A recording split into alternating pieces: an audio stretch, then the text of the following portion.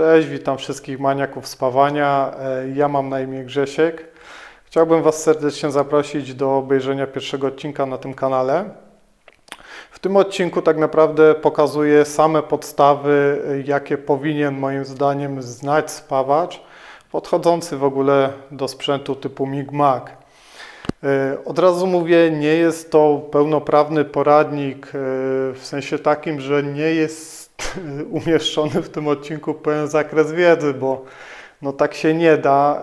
Poza tym zdaję sobie też sprawę, że będą chcieli to oglądać, przynajmniej mam taką nadzieję, będą chcieli to oglądać ludzie dopiero chcący nauczyć się spawać. Więc zaczynamy tak naprawdę uzupełniać wiedzę od samego początku. Jeśli ktoś spawa już wiele lat czynnie, moim zdaniem też powinien oglądać ten odcinek, myślę, że nie zaszkodzi. Także zapraszam do oglądania. Cześć. Ogólnie rzecz biorąc, mamy tutaj czynną spawarkę w użyciu, tak jak widzicie. Ona jest cały czas używana na hali produkcyjnej, nie jest to sprzęt nowy, ale o to głównie chodziło, żeby pokazać tak naprawdę, co się zużywa, co się nie zużywa i przede wszystkim jak nowy spawacz, na co powinien zwrócić uwagę podchodząc do takiego sprzętu. Rozbiorę go, a później zaczniemy go uzbrajać od samego początku, zaczynając od samego drutu spawalniczego. I po kolei będę tłumaczyć, na co trzeba zwracać uwagę, żeby Wam się dobrze spawało i żeby Wam się nie psuło, no bo co tu dużo mówić. No to pojedziemy z tym rozbieraniem.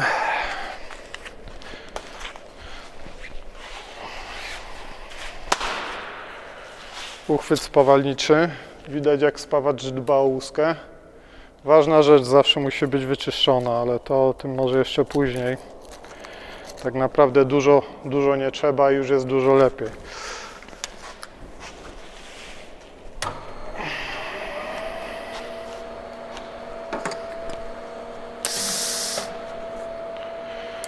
Kombinerki, słuchajcie, to jest niezbędnik każdego spawacza. Dobre kombinerki z dobrymi obcinaczkami. Czemu nie dobre obcinaczki? Bo jeśli będziecie musieli na przykład odkręcić końcówkę prądową, a zawsze będziecie musieli, czy to do wymiany, czy to do zwinięcia drutu spawalniczego, po prostu obcinaczki sobie stępicie na końcówkach prądowych. Jedna rzecz, druga rzecz, popsujecie końcówkę prądową. Patrzcie, zaczyna nam się zbierać troszeczkę części, ale tak jak mówię, tym się nie przejmujcie wcale, a wcale. Do wszystkiego pomału dojdziemy.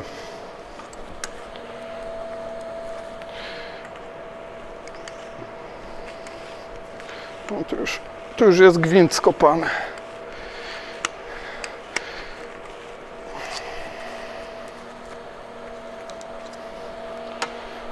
I coś, o czym bardzo dużo osób zapomina. Taka mała uszczeleczka robi robotę.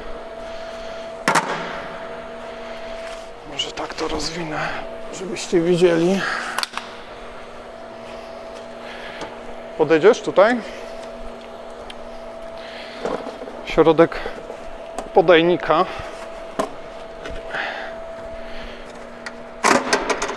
Odpięte rolki i zawijamy drut do środka. Część spawaczy, ściągając na przykład uchwyt spawalniczy, ściąga go i obcina drut i wyciąga bezpośrednio z uchwytu. No czemu się tak nie robi? Moim skromnym zdaniem tego drutu jest tam bardzo dużo. Jeśli to będziemy robić na przykład codziennie, bo nie wiem, codziennie zwijamy swój pakiet, no to bezsensownie marnujemy drut tak naprawdę. Wolna rolka. Odłożymy ją sobie na razie na bok. Przejdziemy do samego pakietu.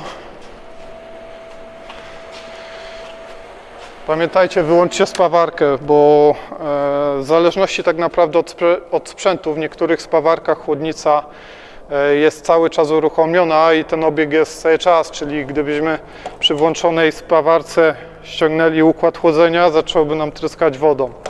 Niektóre sprzęty uruchamiają chłodnicę dopiero od momentu włączenia pakietu, czyli po rozpoczęciu pracy, ale nie jest to reguła.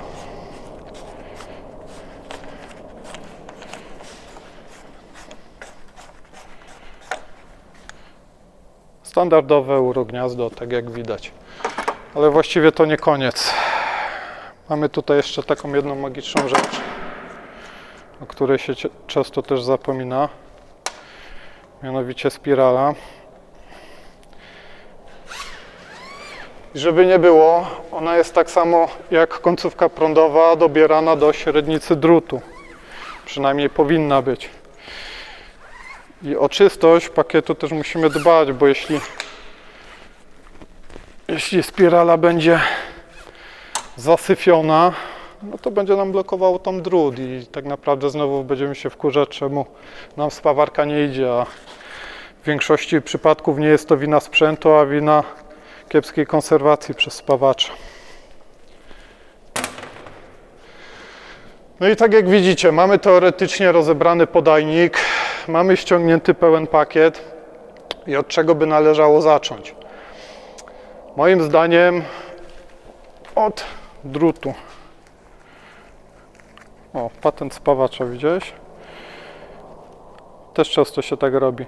Robi się po to, że coś takiego, że jeśli drut nam długo leży na podajniku, a na halach produkcyjnych, no umówmy się, zapylenie jest dość duże, to po prostu taka końcówka nam czyści drut, zanim wejdzie w pakiet i to jest to, o czym mówiłem, nie zapycha nam spirali.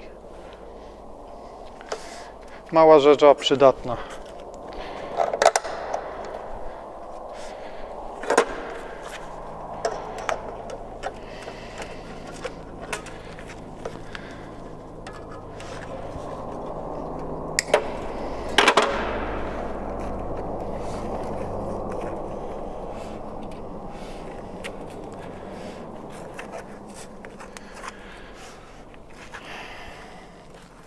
Podejdziesz tutaj.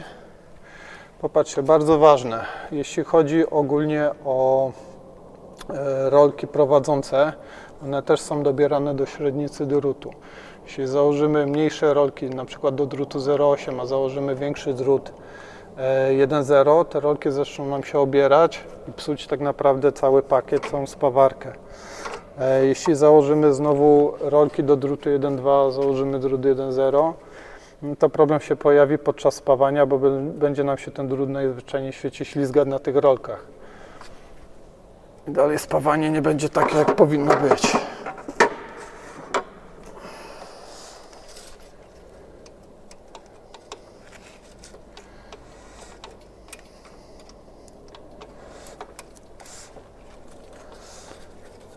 Drut wychodzi z drugiej strony. Zapinamy rolki. Bardzo ważną rzeczą, o której bardzo często spawacze zapominają, jest nacisk rolek. Jak go prawidłowo ustawić, o tym sobie zaraz opowiemy. Z racji tego, że jeśli ten nacisk jest zbyt duży na rolkach, zaczyna nam drut obierać rolki prowadzące. Zaczyna ten cały pył, taki drobny metal tak naprawdę wciągać nam w palnik i zapychać końcówki prądowe, przez co też spawanie jest kiepskie. Jeśli podczas spawania, nie wiem, złapie nam końcówkę prądową, to ten drut powinien nam się ślizgać. Ta rolka powinna być na tyle mocno naprężona, że drut będzie nam się ślizgać, a nie będzie go zawijać na rolce. A jeśli ta rolka jednak ma ten nacisk bardzo duży, no to drut automatycznie dalej leci, zaczyna nam zwijać tutaj ten drut do środka podajnika. No i mamy problem, znowu musimy to naprawiać. Ale to o tym za chwileczkę. Załóżmy sobie tę spiralę z powrotem.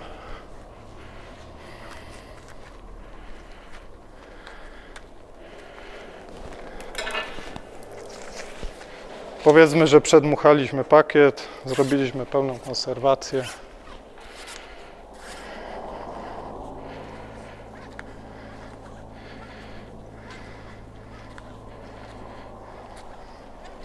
Jeśli mamy nową spiralę, to jej długość też powinna być dokupowana do długości palnika. Natomiast ona jest zawsze minimalnie dłuższa niż kupujemy. Tego się nie należy bać, po prostu jeśli ona nam wyjdzie z drugiego końca palnika, przycinamy ją obcinaczkami i nic się z tym nie dzieje.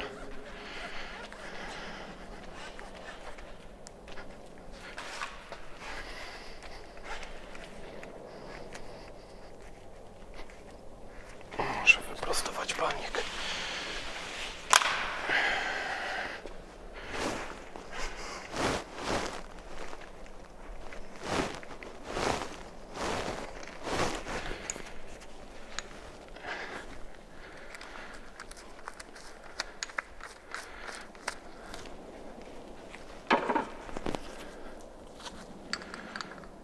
Zakręcamy delikatnie, nie na hama. I w tym momencie ten drut, który przepuściliśmy sobie przez podajnik, mamy go tutaj. Pomału zakładamy, skręcamy. Nic skomplikowanego.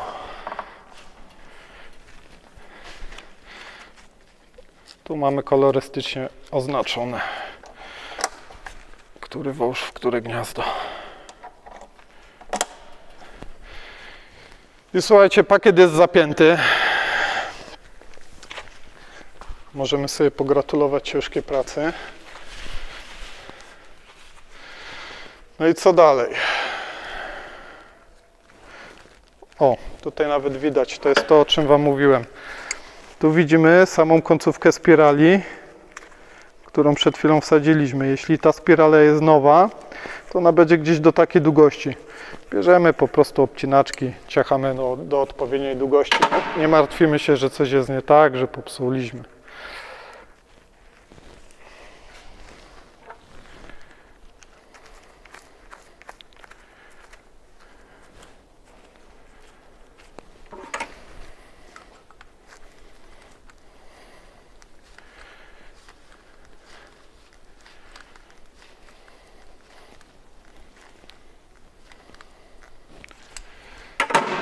Pamiętajcie, dokręcamy tak naprawdę nic na siłę, tak żeby poczuć lekki opór. Natomiast nie ma sensu tyle, ile jest pary w rękach, tego dokręcać, no bo też idzie to popsuć, tak? Włączę spawarkę i teraz patrzcie, jeśli wcisnę pakiet, to wiadomo, drut nam leci. Ale włącznie z tym leci nam też gaz tak naprawdę, a gazu nie chcemy marnować, bo i po co? Każda spawarka, każdy sprzęt w trochę innym miejscu, ale ma taki przycisk jak wolny wysuw drutu. I w tym momencie widzicie, drut nam leci, gaz nie ucieka. Po to są te guziki, należy z nich tak naprawdę korzystać, no bo no, po co narażać firmę na straty.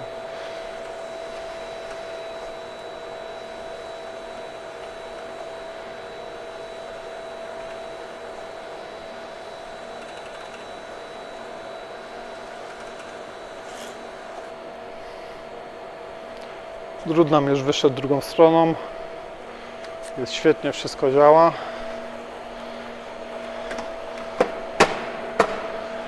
Końcówka prądowa. No, jest już dość mocno zużyta, możemy wymienić na świeżą. Końcówka prądowa to też jest coś, co się dobiera do średnicy drutu, dla tych, którzy nie wiedzą. Młodych spawaczy albo przyszłych adeptów spawania. Jeśli mamy drut 1.0, zakładamy końcówkę prądową 1.0, aczkolwiek nie jest to reguła, to od razu mówię, jest taki knif, stary knif od spawaczy. Jeśli spawamy na bardzo wysokich prądach, bardzo długie spoiny, to wiadomo, na końcówkach prądowych też od temperatury będzie przykurcz. I w tym momencie, nie wiem, spawając 300 A spoinę metrową, ten ścisk spowoduje, że zacznie nam blokować po prostu drut i zacznie spawanie szarpać. Dlatego zazwyczaj zakłada się wtedy do drutu 1.0 końcówkę 1.2, troszeczkę większą. Przy niskich amperażach się to już nie sprawdza, ale to tylko taka ciekawostka. I wróćmy do tematu, o którym Wam wcześniej mówiłem. Jedną z najważniejszych rzeczy, o których się zapomina, a właściwie dwóch najważniejszych rzeczy, jest sprawa hamulca i sprawa nacisku rolki. O hamulcu mało kto pamięta, a hamulec to nie jest nic innego. Podczas kiedy spawamy, przestajemy, hamulec ma za zadanie przestać, zahamować obrót po prostu szpuli z drutem. Natomiast jeśli hamulec jest za mocno zaciśnięty, tak jak ja uważam, że w tym przypadku jest za mocno, bezsensownie za mocno, no to wiadomo, że na rolkach będzie też potrzebna większa siła, żeby ciągnąć ten drut. To jest bez sensu. Ta śrubka to nie jest nic innego jak po prostu nacisk hamulca. Każda spawarka ma dokładnie taką opcję. Ja nie wiem, czy to widać, ale jest zdecydowanie lepiej.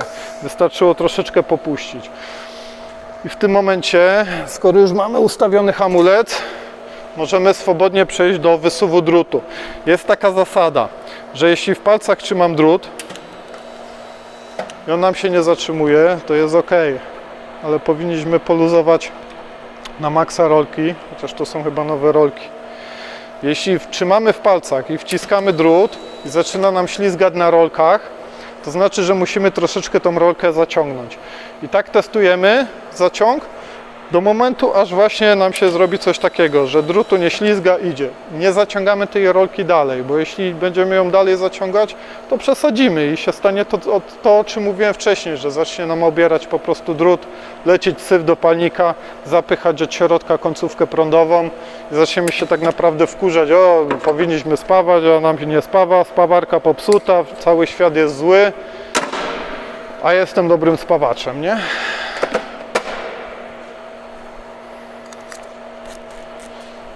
Słuchajcie, to wydaje mi się, że to na tyle z takich podstaw.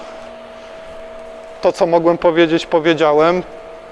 Mam nadzieję, że się spodobało. Jeśli pojawią się pytania, oczywiście zapraszam do komentowania, zadawania pytań. Postaram się odpowiedzieć na wszystkie. Zapraszam do oglądania naszego kanału. Cześć!